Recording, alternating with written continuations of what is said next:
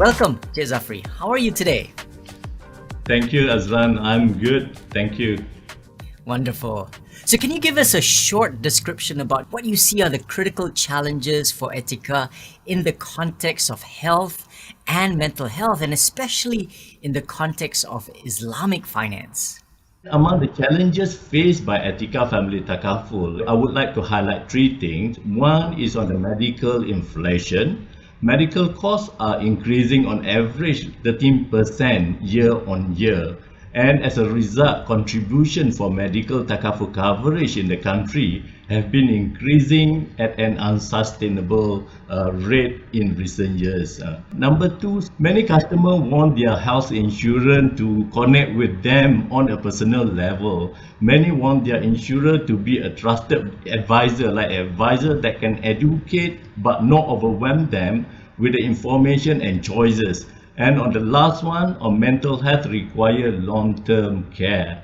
Indeed. And already before COVID hit Malaysia, you've taken that leadership position and included mental illnesses into your critical illnesses list. What made you do that? Because actually we saw the growing need to provide coverage for mental illness due to the increasing trend in the numbers of Malaysians suffering from mental health problems. At the time that we launched our Afia Care, we were well aware that staggering 29.2% of Malaysians were suffering from mental illness. Are there other data points that you can share to highlight or describe the extent of this issue in Malaysia today?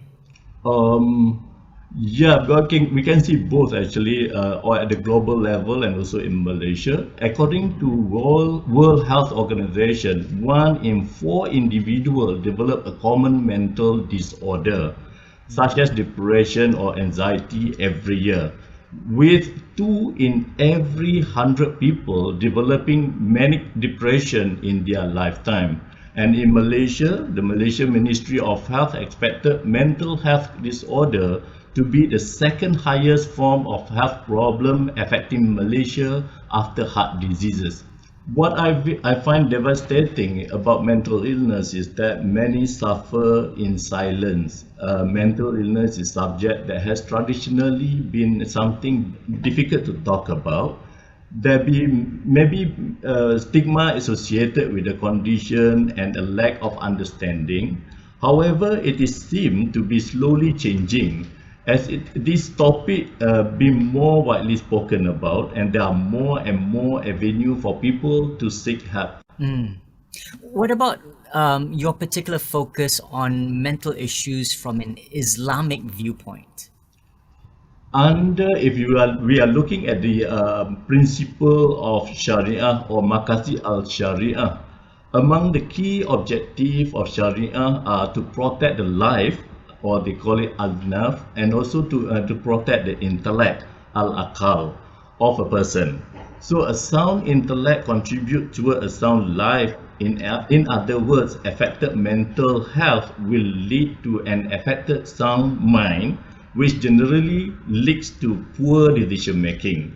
So based on this, we can appreciate how Islamic law protect the sanctity of intellect and life. The promotion of a person's well-being, including the person's mental health, is of utmost priority, where mental health is part of the necessity or daruriyat, they call it, of a human being, and utmost priority must be given to protect the mental health of a person. Okay, fantastic.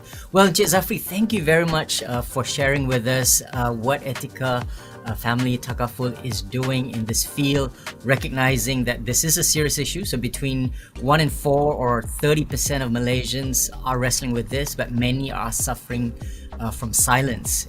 Thank you very much for sharing, Cik Zafri.